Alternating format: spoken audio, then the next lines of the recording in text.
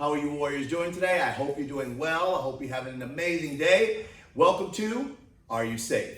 So a lot of you guys have been writing in about different types of self-protection equipment like mace or stun guns. So today, stun guns tend to be something I really enjoy. So we're going to be talking about different stun guns today. So stun guns can make people very afraid. So you gotta not worry about that kind of stuff, but think about your safety first. Sometimes when you hear a stun gun and it's relatively loud, you know, it tends to freak some people out. But you'll get past it as you practice more with it. Just remember that. So let's dig in deep.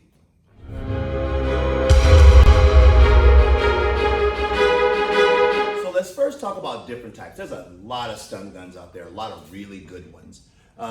You want to get something that have high voltage, high amp, okay? So I have, this one is made by Ruger.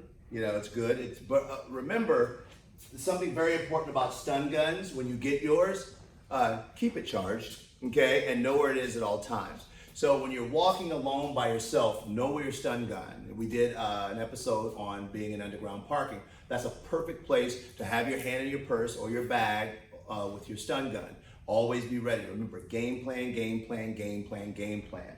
There's some of you guys who have written in and said, well, listen, I like to go walking. This is a bigger one. This is like a stun baton. So same thing, you know, some of these have flashlights on the end of it. You can use like a flashlight concept, you know, and that helps out in the dark and different things like that.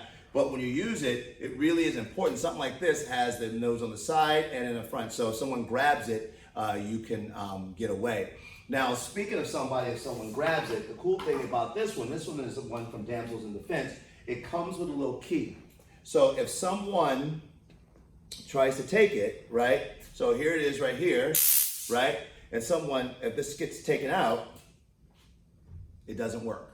It's useless. So you can put it around your wrist. It's a good thing to think about that. So always have a game plan with using your stun guns because they're really important. And a lot of people that I've done stun gun seminars for, I'll ask, is your stun gun charged? You're like, oh, no, it's not. Do you know where your stun gun's at? No, I don't know where it's at. So you have to know where your stun gun is at. It's really, really important that you do that. Remember, game plan keeps you safe, all right? Okay, so now you're walking in a car park or you're in a building by yourself and someone creepy comes at you and these things happen. You have your stun gun around your wrist, right? The key is in, it's pushed all the way in. You've now checked it out before you continue your motion, and then someone comes up to you. So I'm gonna use the SOV, you know, once again, the Village SOV, Luis here. So what Luis is gonna do is he's going to reach. Now what most people wanna do is they wanna put their stun gun here to say, well, come at me and I'm gonna just zap you. That's cool, you should have done that before you got closer. If you've close distance, if he's this close, what you wanna do is turn sideways and move your gun away. So if he reaches for it, here. Now what you do is you zap it here, right, which shocks him, right? Now, if you're in an altercation with someone, at this point, you just jam him one time, right? Right? Now, if you want, I won't do this to Luis, I know you think I am. I know you know Luis, and you think I'm gonna do it, but I'm not gonna do it. But it's off, right? Safety first. And when you jam it in them, jam it in larger muscle groups, right? Make them move. Because here's what I say, you take 1,000,000 volts of electricity and you drop it through someone's body, they light up like a Christmas tree, you run out of there. Very simple thing to say. And if Luis, start grabbing at it, Luis, just keep the person away. Keep them at bay, keep them at bay, keep them at bay. See how the stun gun's here? You are in control of what's taking place here, right? And so when you zap him, and then you run the other way, right? Now, if Luis just so happens to grab it, and like you listen to Gus Gates and you put this around your wrist, you grab it, now he can't use it on you, okay? It's useless now, right?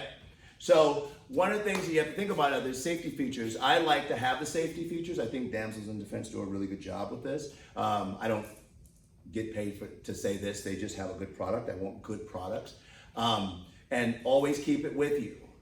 Certain states you'll have to see what the laws are. In California, you can carry them except for in schools and federal buildings, libraries, and different things like government buildings and stuff like that. But they are important that you understand that concept. So stun guns are really important. And be prepared to use it. Be prepared to use it. and you have to practice with them, right? Okay, let's move on. So one of the things I like about when we're talking about stun guns, they are non-lethal weapons, but they can shut a person's nervous system down for a quick second. Once again, just enough to get you out of there. There's some that are at this class level, there's some even better, some even stronger. I'm not a huge mace person because there's been too many scenarios in which I've trained people where they said, you know, the wind blew back at me and I didn't know what to do. I just closed my eyes and kept running. So that's something that you have to think about when you think about mace. It's close quarters in a controlled environment, then it's something you can use. The other thing that you can use if there's stun gun and you want to kind of get your tack pen on. Some people use Kubotans. I like tack pens because it's actually a real writing pen, okay? The other thing is it has a little light on the end here, and it's not a stun gun, but you can scoop some DNA or anything like that. But these are pretty sturdy. You jam this into someone that they can have a problem. So, you know, if you want to keep a tack pen with you, if you have a briefcase or a purse, that's something that you can do. Or this right here is just a regular pen. You have to know how to use it though. My suggestion is get something sturdy, like some like a foam box or something like that, and practice jamming it through, okay? Once again, you light someone up with electricity, that will get you out of a situation really fast. So when you're thinking about these things, and there's so many types, once again, if you don't know which ones to look for, comment down below and I will recommend a few that I really like. But stun guns are really cool. They even have some that goes on your keychain now. And those are really, really cool because you can just take those anywhere. Be very careful. Don't go in TSA with any of this stuff because it's going to get confiscated or you're going to have to check it. So think about those things as you go along because the stun guns are really fun, but you got to practice them and they have to be charged and they have to be with you, okay? Practice, practice, practice, charge, charge, charge. And some of these things you can charge one time and don't have to charge for another 4 or 5 months. So it's really good. My suggestion is always practice. At least once a month, you should take that stun gun out, once a week really, and just kind of just practice with it. Have a friend, trying to grab at you and just hold it away. And then I wouldn't suggest zap them because you may lose your friend at that point. They may not be very friendly to you after that. But think about that. So you always have to practice. There's a lot of you guys out there who have stun guns or done my stun gun seminar, and you probably don't know where your stun guns are or they're not charged. Go get them tonight or today and charge them. All right, so we've talked about a lot of information here. So get your stun gun, start doing your research.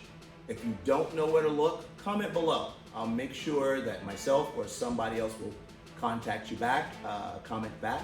So remember, there's greatness in you.